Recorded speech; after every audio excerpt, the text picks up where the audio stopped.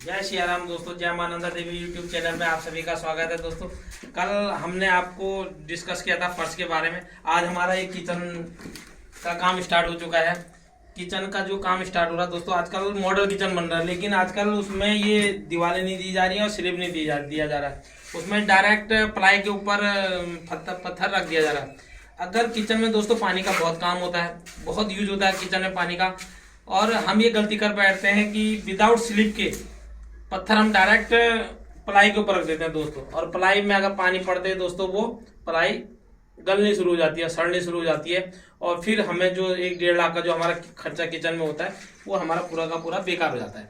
तो आज हम किचन का काम शुरू कर रहे हैं और इस बारे में आपको कुछ जानकारी देना चाहेंगे दोस्तों। किचन की जो हाइट है वो कम से कम 2 फीट 9 इंच, इस लेवल से हम फर्श का जो हमारा लेवल है यहाँ से लेंगे 2 फीट 9 इंच हमारा कम से कम इसकी टॉप लेवल होना चाहिए। और इसकी जो ये चौड़ाई दोस्तों, ये चौड़ाई कम से कम 2 फीट होनी चाहिए, कम से कम 2 फीट ये स्लिप का होना चाहिए। और स्लिप हमेशा दोस्तों हमें आरसीसी का ही डालना है, और उसको पूरा बेस देने के बाद, ताकि फ्यूचर में हमें किसी भी प्रकार की कोई दिक्कत ना हो। दोस्तों किचन में हमें मेन चीज किचन बनाते समय ध्यान रखना है लाइट का। हमें उसमें एक मिक्सी का पॉइंट छोड़ना है, फ्रिज का पॉइंट छोड़ना है, ग्राइंडर का पॉइंट छोड़ना है, और एक पावर पॉइंट छोड़ना है।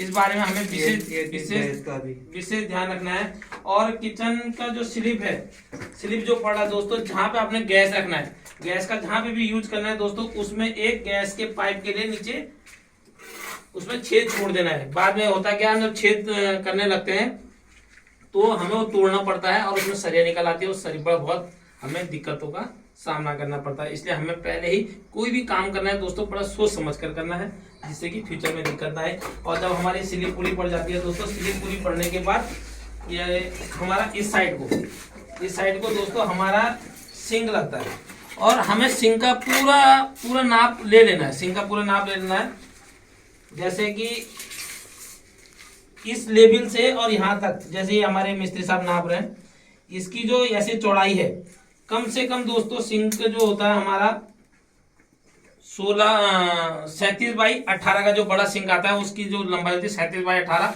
और जो छोटा सिंक होता है उसका होता है 18x16।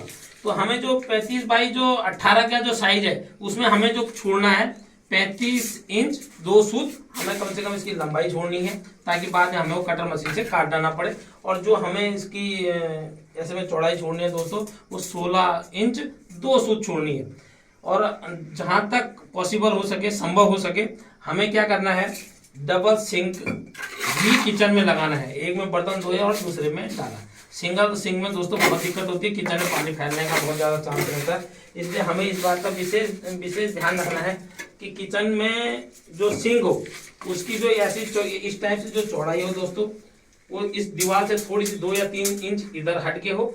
और ऐसे में जो हमारा 37x18 है, इसका टॉप लेवल होता है।